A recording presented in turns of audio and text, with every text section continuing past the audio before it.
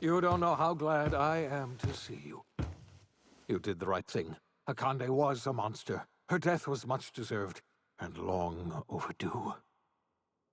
And you lunatic, you broke into the board's own fortress just to rescue one doddering old man. You are absolutely out of your mind, and I can't begin to thank you enough.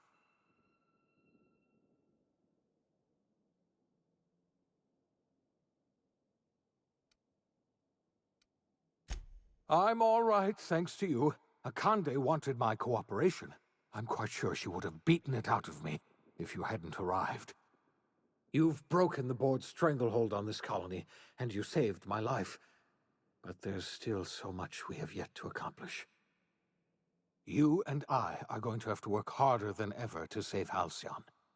I'm afraid the situation is far worse than any of us ever anticipated. Earth has gone dark. We haven't received a single message in 3 years. There's been no communication, no signals, nothing. 2 years ago, the Earth's Directorate's frigate disappeared on their way back to Earth. We don't know what they discovered when they arrived, or if they arrived at all. Hold on, Doc. Are you telling me the Earth went dark 3 years ago, and the board's just been covering this up? They've been incredibly effective at concealing the truth. Right now, the only people in the colony who know are standing in this room. You mean we're all alone out here? Really alone? I'm afraid so, Miss Holcomb. Halcyon is the only home we have left. Returning to Earth is no longer an option. We're in serious trouble, my friend.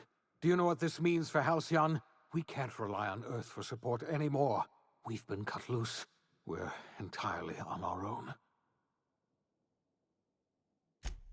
Yes, we do. You've done a marvelous thing. You've succeeded where anyone else would have failed, including me. We must begin the revival process immediately, starting with the Hope's brightest minds, and then we're going to fix this damn colony, one problem at a time. We're going to need a leader, and I can't imagine a better person for the job than you. What do you say, old friend? Will you help us?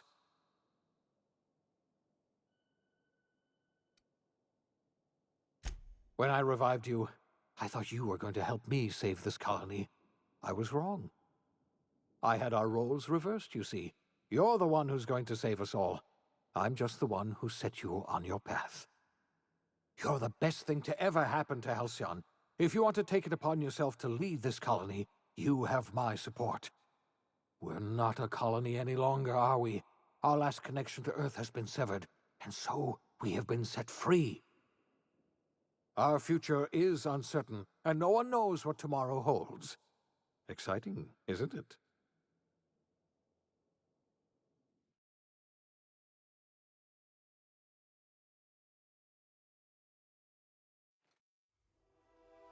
The OSI teaches that everything in the universe happens according to the grand plan. But the stranger that arrived in Halcyon was an unplanned variable. From the moment he landed in Emerald Vale, his actions altered the course of history. The events on Tartarus brought about the end of the board's authority. But the board's mistakes would haunt the colony for decades to come. The damage they left behind would require the work of a generation to repair. Dr. Phineas Wells began reviving a handful of the Hope's colonists. Engineers, scientists, technicians, and intellectuals.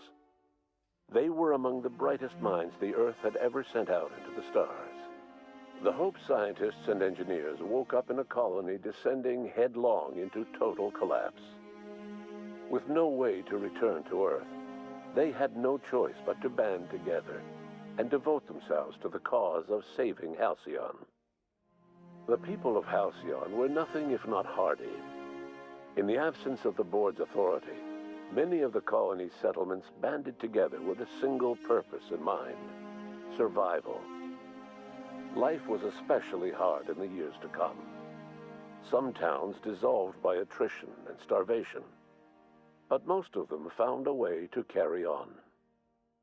In the years to come, Halcyon was forced to reckon with its newfound freedom. The board was gone, and for better or worse, the colony was responsible for its own destiny. Between MSI's worker-centric policies and the iconoclast's manpower, Sanjar and Zora were able to rally many of the Terra 2 townships to their cause. MSI's workforce swelled, and the iconoclasts enjoyed a significant surge in their ranks. The board was too distracted by infighting and internal politics to stop MSI from becoming a powerful corporation and a refuge for townships that might have fallen through the cracks. Consumed by paranoia, Lilia Hagen took Sublight Salvage in a controversial direction, openly accusing board officials of an extraterrestrial conspiracy. One day, an accident at the Groundbreaker's docking bay silenced her forever. Time would tell if her replacement could keep the Sublight family together. Adelaide McDevitt replaced Reed Thompson as the leader of Edgewater. She and her followers transformed Edgewater in their image. Anyone loyal to Reed was pressured into leaving town, and those who stayed behind adapted to her way of life. Adelaide transformed the old cannery into a new garden. The nearby Edgewater Cemetery provided a convenient source of fertilizer. As for Reed Thompson, it was said that he lasted exactly 2 days outside the walls of Edgewater. Years later, a marauder was found in possession of his hat. Under the leadership of Junlei Tennyson, the Groundbreaker held firm against corporate influence. The ship's mechanical stability gave Junlei the time to educate a promising generation of engineers schooled in her family's traditions. The future of the Groundbreaker looks promising. The rediscovery of the Hope and the abandonment of the lifetime employment program forced Byzantium to come to terms with some uncomfortable realities about the state of Halcyon. While Byzantines were reluctant to surrender the luxuries they'd grown accustomed to, the board's diminished authority gave them little choice in the matter. Nearly everyone had to learn to make do with less. Some even had to get jobs. It was a dark time indeed. Your influence shifted Ellie's perspective. She finally admitted, albeit grudgingly, that she just might need other people. Sometimes. With a steady income from the life insurance payouts, she was finally able to afford a ship of her own. She hired a small crew and flew supply missions to communities on the fringe. Some of them were even legal. Life in Halcyon was sobering for Felix Millstone. The grand revolution he dreamed of never came. There was no great awakening for the colony, no celebrations in the streets. There was only the hard, desperate work of trying to repair a broken colony. Felix never had a head for numbers, but if there was labor to be done, he was there to help. Eventually, Felix realized that the work of a revolution was done with 2 hands. As much as he enjoyed his adventures aboard the Unreliable, the vicar, known as Max, eventually decided that it was time to move on, to live out the life he had sought so long to create. He knew there were many in the colony who carried burdens much worse than the ones he had struggled with, and he devoted himself to easing their suffering wherever he could. He only ever took up arms again to defend the defenseless. Unshackled from a lifetime of striving and fighting the universe and himself, Vicar Maximilian de Soto was finally at peace.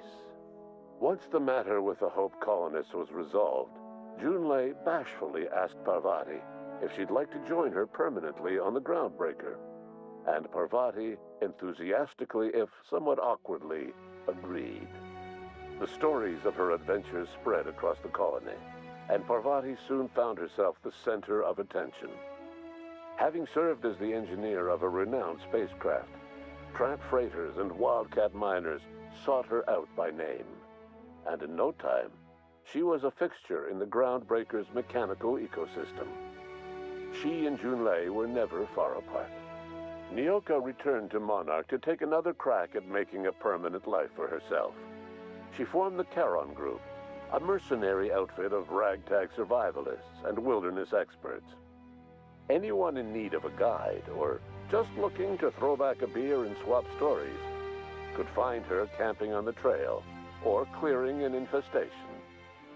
The SAM unit that accompanied you spread awareness of the product line's superior sanitation and maintenance capabilities across what was left of the colony. This led to a boost in SAM unit sales. Did you know that SAM units are the longest-lasting, toughest-acting cleaning solution in Halcyon? Minister Clark was released from house arrest, and his contact with you gave him a sense of renewed purpose and vigor. Once it became clear that no help would be coming from Earth, he threw his considerable efforts and talents into helping Halcyon manage the crisis before it. As for Dr. Phineas Wells, he spent his remaining years in his orbital lab. He eventually came to terms with his own past and was able to forgive the mistakes of his younger self by devoting his remaining years to serving the colony. In the end, Dr. Wells was able to save every scientist and engineer aboard the Hope. Over the next decade, nearly all of the Hope's remaining colonists were successfully revived. Halcyon saw a period of rapid technological and scientific advancement. Breakthroughs in dietary supplements saved the colony from starvation. Geoengineering projects and social reforms began to change the structure and character of the colony. Dr. Wells laid the groundwork for the project to save the colony, but he would never live to see the fruits of his labor. He passed away a few years later. His work was carried on by the scientists and engineers he revived. Today, Halcyon has stabilized. The people of the colony work hard to adapt to their new circumstances. Nearby colonies send aid and supplies. Life will never be easy in Halcyon, but for the first time in its history, there exists a sense of real, genuine hope about the future. And what about you, the unplanned variable in the history of Halcyon? Long after Wells passed away, you carried on his work with more energy, determination, and brilliance than he could ever muster. The years that followed were hard, but Halcyon survived by the efforts of the Hope's most promising colonists, the greatest of which was you. No one knows what's happened to Earth, and no one knows what the future has in store for Halcyon. All we know for certain is this: the name of the Unreliable and that of its intrepid captain will remain the subject of countless stories for years to come.